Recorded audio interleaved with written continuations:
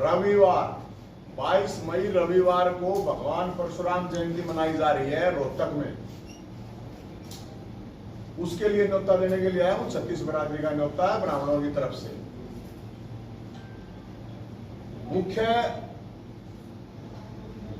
जो बात है, जो मुद्दा है, आपको थोड़ा मैं डिटेल में बताना चाहता हूं। ब्राह्मणों का एक गांव है परावर, उसकी 16 एकड़ जमीन जिसकी कीमत करीब 200 करोड़ है।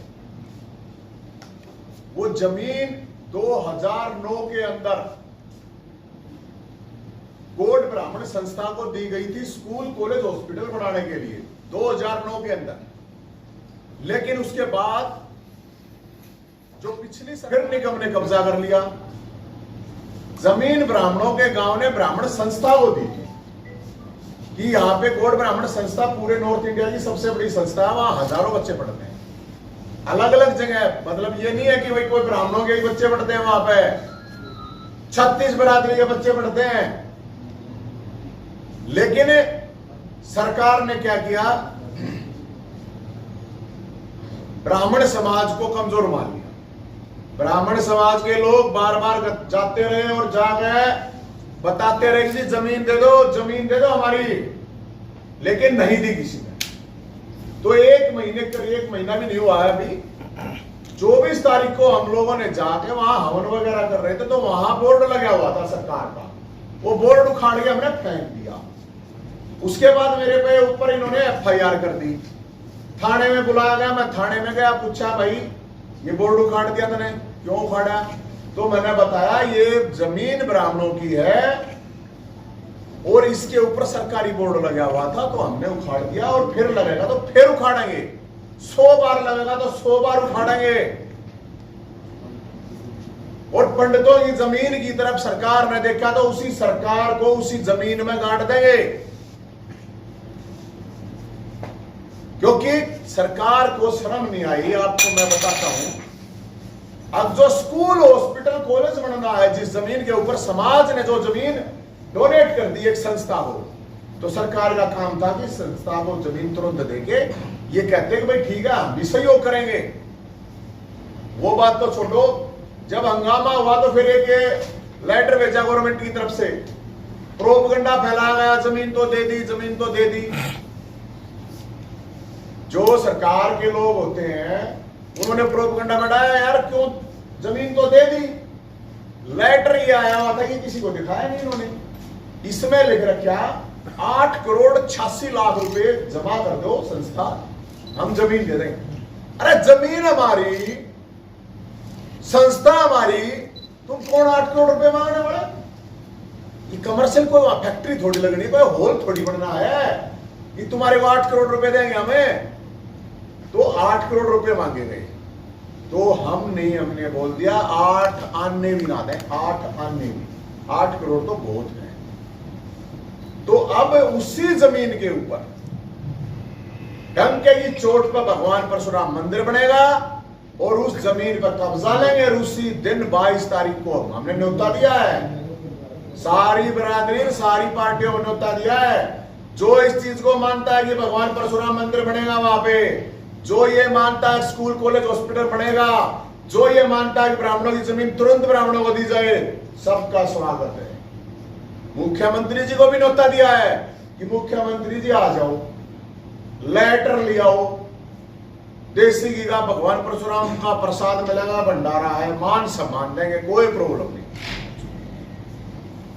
लेकिन सरकार क्या रोज कोई ना कोई निकलवा देते हैं, हाँ जी धन्यवाद कर दिया जी, देंगे, जल्दी देंगे नहीं, नोटिफिकेशन चाहिए, नोटिफिकेशन।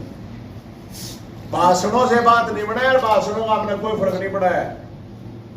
और भाई साहब उस दिन पूरे हरियाणा से 1001 तो आओगे प्रसादारी, पूरे हरियाणा से। न्याय अगर नहीं मिला तो फरसे तो न्याय लेंगे, फरसे तो न्याय सरकार सुन लो। कति खुल कर कह रहे हैं, सामने कह रहे हैं। और पूरे हरियाणा से भाई सारी बरादरियां होता है, क्योंकि स्कूल अकेला ब्राह्मण बालक नहीं पढ़ा, मैं खुद 8 संस्था पढ़ा हुआ हूं, तो सबकी अपनी अपनी संस्थाएं हैं, धर्मशालाएं बनती है। तो ये थोड़ी है कि एक समाज के लिए होती है, सबके लिए होती है। लेकिन सरकार मेरे को समझ में नहीं आया। अब सरकार तो हमने 22 तारीख का न्योता दिया, अब मुख्यमंत्री जी भी आए, पूर्व मुख्यमंत्री जी भी आए, जो ये मानते हैं कि बड़ा बनाई वोट है तो सारा समाज ये भी देखेगा उड़ा कौन सपोर्ट में खड़ा है कौन नहीं खड़ा। सरकार आराम से दे रही है जमीन तो ठीक है, अगर सरकार नहीं दे रही है जमीन तो हम अपने दम पर लेंगे, इसमें कोई किसी भी तरह की कोई शंका नहीं है। क्योंकि 13 साल पुराना मामला आ रहा है साहब, कोई नया मामला नहीं है। 13 साल ब्राह्मण समाज हाथ जोड़ते जोड़ते, अब ब्राह्मण समाज हाथ जोड़ के जमीन नहीं लेगा, सरकार के हाथ तोड़ के लेंगे, तोड़ के नहीं जोड़ेंगे हाथ हम। अगर सरकार को ये वहम है अब वहां 100-200 ब्राह्मणों को बुलाओ, वो हाथ जोड़े सरकार के सामने और वो ये कहे कि जी जमीन हमारे को दे दो, जी राजा साहब मुख्यमंत्री जी जमीन हमारे को दे दो, बिल्कुल नहीं जोड़ेंगे आप। अपने दम पे कति फर्श के दम पे लेंगे। और हमने सबको कहा है 22 तारीख को रोहतक एक फरसा और एक ईट, वो साथी जो भी आवे वहां पे एक फरसा एक ईट लेगा ताकि वह भगवान परशुराम मंदिर बनेगा, स्कूल कॉलेज हॉस्पिटल बनेगा। तो न्योता लेना आएंगे जी हम तो, आप सब का भी न्योता है। और आप लोगों के लिए भी बता देता हूँ, सरकार जो है डिजिटल आड़े पत्रकार है, अपने यूट्यूबर है, फेसबुक है, सुन लियो, आप लोगों ने भी दबाना चाहोगी, मैं आप लोगों के साथ खड़ा हूं। पहली बात, आप लोग क्रांतिकारी काम करते हो, विपक्ष का काम करते हो, लोगों की समस्याएं बताते हो, उठाते हो, सरकार को होना तो आप सरकार का काम कर रहे हो, ताकि पता चले सरकार को कि यहाँ समस्या है, ताकि सरकार उसका समाधान करे। अब धीरे धीरे आप लोगों पर प्रतिबंध लगा दिया जाए कि ताकि आप कड़वे सवाल पूछो, सरकार ने वो अच्छे लगते हैं। तो आप लोगों के भी साथ खड़े हैं, क्योंकि आप लोग ये फरसा आप लोगों के लिए भी है, आपके साथ है बिल्कुल, इसमें कोई प्रॉब्लम नहीं, कोई शंका नहीं। ये सरकार हर तरह से हर वर्ग को डरा रही है, दबा रही है। आपको पता होगा इससे पहले हरियाणा के अंदर 25 लाख बेरोजगार है भाई साहब, पूरे हरियाणा में 5 लाख पद खाली पड़े हैं, 5 लाख, लेकिन समाधान नहीं, उसको भर नहीं रहे। एक बना दिया कौशल निगम, शोषण निगम में, वो कौशल निगम बना दिया। हरियाणा पुलिस है, स्टाफ नहीं है, 25,000 वैकेंसी खाली पड़ी है, 50,000 बालकों के टेस्ट हो लिया, इंटरव्यू हो लिया, उसका कोई हिसाब किताब नहीं। 5 लाख बालक आर्मी की तैयारी करे, उसका कोई हिसाब किताब नहीं। उसमें आ जावे कोरोना, इनकी रैली चुनाव हुआ तो कोरोना चला जावा है। अगर पेपर देना है किसी को, बड़का पेपर देना, सीईटी के नाम पे 20 लाख बड़का फार्म भर रखे हैं, लेकिन पेपर नहीं बताऊंगी कब देना।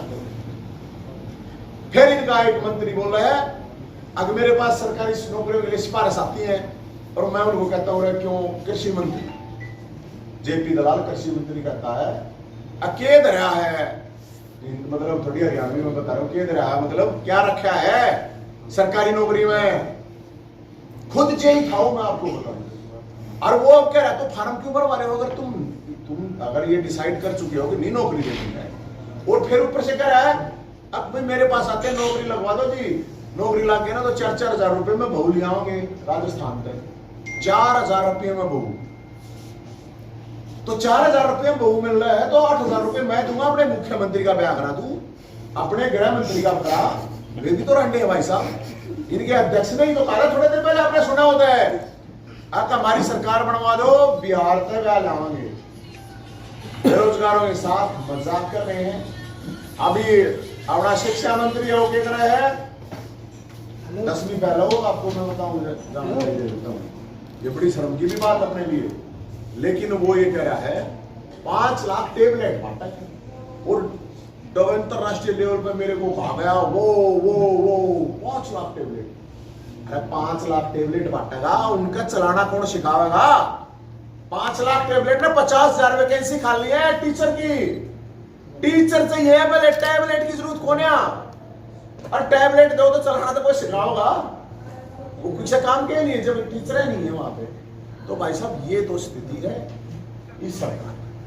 बाकी 22 तारीख का आप सबका न्योता है, और आप लोकसभा और हमारी मैं क्योंकि मैं नगेसी कर रखी है, पत्रकारिता कर रखी है, 2005 बैच का कुरुक्षेत्र यूनिवर्सिटी का, तो आपके ऊपर भी संकट आना हो रहा है, आप सोचो और वो आप बच जाओगे सब न लगे।